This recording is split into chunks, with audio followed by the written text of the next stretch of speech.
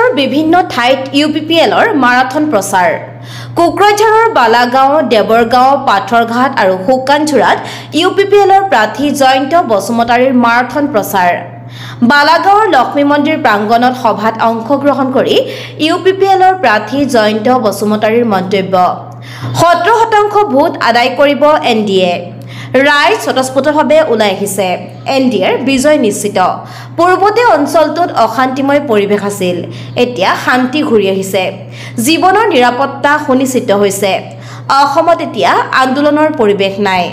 BJP অগপ ইউপিপিএলতকৈ ডাঙৰ শক্তি নাই ব্ৰহ্মা বিষ্ণু মহেশ্বৰৰ সৈতে তুলনা বিজেপি অগপ ইউপিপিএলক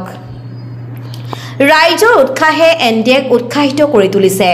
উল্লেখ্য যে ইউপিপিএলৰ প্ৰাৰ্থী জয়ন্ত বসুমতাৰীয়ে বালাজান লক্ষ্মী মন্দিৰত সেৱা জনাই আশীৰ্বাদ লয়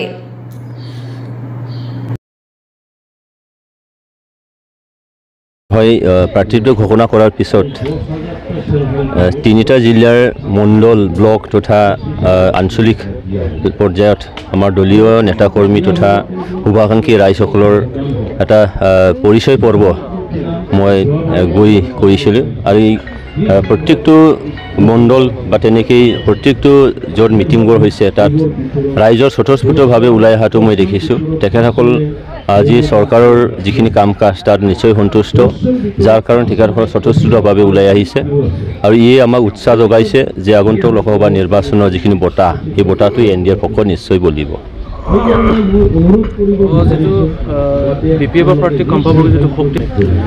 শক্তিশালীটো ৰাইজেহে নিশ্চয় ক'ব আজিও আপোনালোকে জানে যে বিগত চৰকাৰ থকা সময়ত এই অঞ্চলৰ অশান্তিময় এটা পৰিৱেশ আছিলে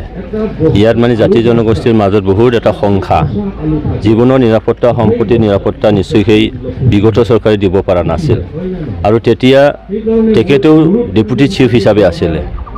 আৰু চৰকাৰৰ যিখিনি সদিচ্ছা যে এই অঞ্চলৰ শান্তিটো ঘূৰাই অনাৰ কাৰণে শান্তিটো স্থাপন কৰাৰ কাৰণে এই সদিচ্ছা চৰকাৰৰ নাছিলে তেখেতসকলৰ নেতাৰ নাছিলে আৰু ইয়াত খাম্পা বৰগাৰী ডাঙৰীয়াৰ নিশ্চয় তেখেতেও যে কিবা এটা চেষ্টা কৰিছিল সেইখিনি নিশ্চয় ৰাইজে দেখা নাই যাৰ কাৰণে আগন্তুক লোকসভা নিৰ্বাচন তেখেতৰ শক্তিশালী বুলি নহয় ৰাইজে আজি তেখেতৰ ফালৰ পৰা বা দলগত হিচাপে তেখেতৰ ফালৰ পৰা আজি আঁতৰি আহিছে আজি যি চৰকাৰ আজি ইয়াত প্ৰমোদ বড়ো ডাঙৰীয়া চৰকাৰ আছে তেখেতৰ চৰকাৰ অহাৰ লগে লগে শান্তিটো স্থাপন হৈ গ'ল ইয়াত ভাতৃত্ববোধ ঘূৰাই আহিলে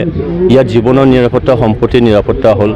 আৰু অসম চৰকাৰৰ আজি ডক্টৰ হিমন্ত বিশ্ব শৰ্মা ডাঙৰীয়াৰ নেতৃত্বত যিখিনি আজি গোটেই অসমত এতিয়া আন্দোলন পৰিৱেশ নাই আজি সবেই আলোচনাৰ মাধ্যমত তেখেতসকলৰ সমস্যা সমাধান কৰাৰ কাৰণে তেখেত আজি আগুৱাই আহিছে তেনে ক্ষেত্ৰত ৰাইজ স্বতঃস্ফূৰ্তভাৱে এনডিএৰ পক্ষত নিশ্চয় আগুৱাই আহিব এনডিএৰ পক্ষত ভোটদান কৰিব আৰু তাত লৰচৰ কৰিব নোৱাৰে হয় সঁচা সঁচিকেই তিনিটা শক্তি ইয়াৰ আমি একত্ৰিত হৈ আছোঁ যে বিজেপি এজিপি আৰু ইউপিপিএল তো এইকাৰণে ত্ৰিশক্তি ইয়াৰ অসমত যদি আমি দেখা যায় যে শক্তিশালী ৰূপত আজি এনডিএ শাসন চলাই আছে অসমত ডক্টৰ প্ৰমোদ বড়ো ডাঙৰীয়াৰ নেতৃত্বত যিখিনি চৰকাৰ সেই চৰকাৰৰ ওপৰত ৰাইজৰ যিখিনি আস্থা বিশ্বাস নিশ্চয় আছে আৰু চৰকাৰে